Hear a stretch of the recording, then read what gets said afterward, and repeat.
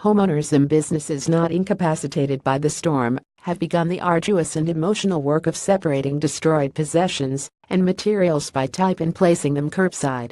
Cities have begun the intimidating logistics of picking it up and transporting it to its final destination.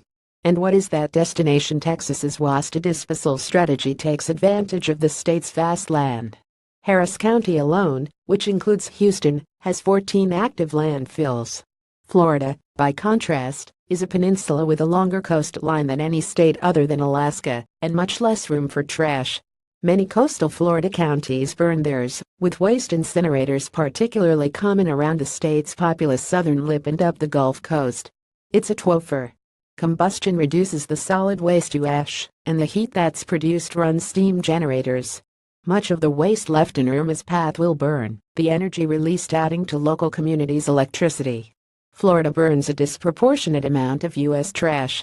10 waste-to-energy plants turned 4.5 million tons of trash into 3.5 million megawatt-hours statewide in 2016.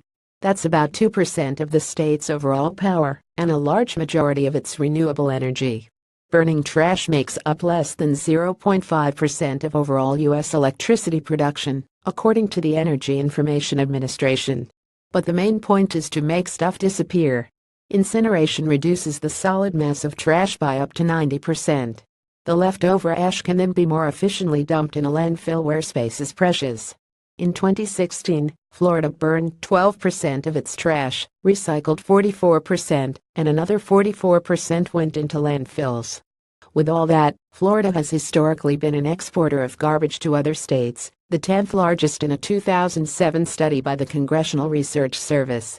Waste-fueled power plants were built mostly in the 1980s and early 1990s, encouraged by a 1978 federal law. Environmental scrutiny in later years led to widespread retrofits of pollution control technologies to remove mercury and dioxin. Burning stuff up doesn't make it entirely disappear, even once the ash is disposed of. Part of the mass of the original garbage is converted into carbon dioxide and released into the atmosphere. But this pollution may beat the alternative.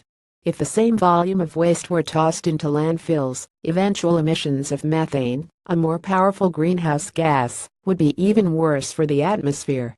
That makes garbage an attractive, if marginal, alternative to fossil fuels in some areas. The Intergovernmental Panel on Climate Change, the authoritative scientific group backed by the United Nations, supported waste-to-energy plants as a low-carbon technology back in 2007. Before its next report, in 2014, costs for plants had fallen 15% globally. Before Irma hit, Florida Department of Environmental Protection staff worked with local governments and facilities to anoint disaster sites, sort of a purgatory for trash before it's moved to incinerators. After storms, the DEP coordinates with multiple state and federal agencies, including the U.S. Army Corps of Engineers, FEMA, and the Florida Fish and Wildlife Conservation Commission. Fuel for these incinerator power plants stood at high levels before Irma struck. In anticipation of the hurricane, Miami residents, for example, had doubled the amount of stuff they threw out in the days before it arrived. Already, some county authorities are seeing a spike in solid waste. "We've seen about a 20% increase," said Kimberly Beyer, solid waste director for Hillsborough County, which includes Tampa. "That's just an initial increase, and it's only been a couple of days." The county's 565,000 tons of trash a year produces about 45 megawatts of power, or enough to run about 30,000 homes. It pays for itself, Beyer said of Hillsborough's waste-to-energy facility. Hurricane or no hurricane, people are comfortable with garbage. Soil holds gains near $48 as Irma weakens while refining rebounds.